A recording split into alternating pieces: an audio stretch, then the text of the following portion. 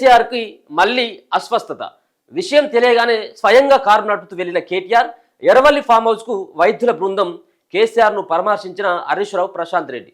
So మనం చూసుకోవచ్చు, అంటే కేసీఆర్ బాగుండాలి, కేసీఆర్ ఆరోగ్యం కూడా బాగుండాలి, ఆయన చాలా ఏళ్ల పాటు ఆయన మంచిగా ఆరోగ్యంగా ఉండాలని చెప్పేసి యావత్ తెలంగాణ సమాజం కోరుకుంటూ ఉంటుంది, కేసీఆర్ అభిమానులు కోరుకుంటా ఉన్నాను, నేను కూడా అదే కోరుకుంటాను.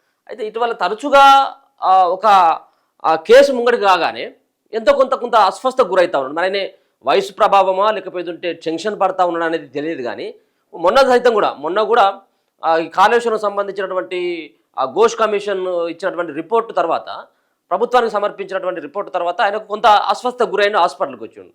దాని తర్వాత ఇప్పుడు మళ్ళీ నెక్స్ట్ ఈయనే అల్లుడైనటువంటి హరీష్ రావు ఇద్దరు కోర్టుకు వెళ్ళడం జరిగింది. లేదు ఆ ఘోష్ కమిషన్ ఇచ్చినటువంటి నివేదిక అదంతా కూడా శుద్ధదండగా, వాళ్ళంతా కూడా తప్పుల తడకగా ఉంది, మా పార్టీని బదనం చేస్తూ ఉన్నారు కాబట్టి మా పరువు పోతుంది, మా పరువు ప్రతిష్టలు భంగం కలుగుతుంది, కాబట్టి దీన్ని తాత్కాలికంగా నిలిపేయండి అని చెప్పేసి కోర్టుకు వెళ్తే, కోర్టు సైతం కూడా అట్లాంటిది ఏముండదు, అది అసెంబ్లీలో చర్చించిన తర్వాత ఖచ్చితంగా పబ్లిక్ డొమైన్లో పెట్టాల్సిందే, దీనిపైన జరగాల్సిందే అని చెప్పేసి వాళ్ళకు కొంత నిరాశ ఎదురైంది కోర్టుకు. దాని తర్వాత మరి కొంత టెన్షన్గా ఫీల్ అయినా ఏందనేది తెలియదు.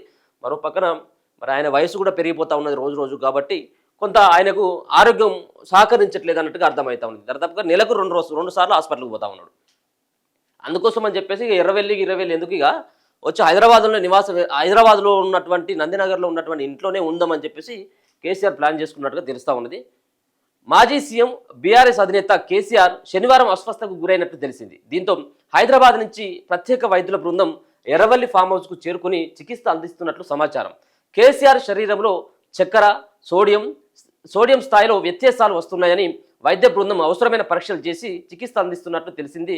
ఆయనకు చక్కెరను సోడియం స్థాయిలో వ్యత్యాసాలు ఉన్నాయట. అది చాలా రోజులు కూడా చాలా సంబంధించినటువంటి సమస్యలతో ఆయన బాధపడతా ఉన్నాడు. గతంలో కళ్ళకు సంబంధించినటువంటి దాంట్లో అమెరికాకి ఏదో పోయి అక్కడ వైద్య పరీక్షలు చేసుకున్నాడు, అక్కడ కూడా కన్ను ఆపరేషన్ ఏదో చేసుకున్నాడు.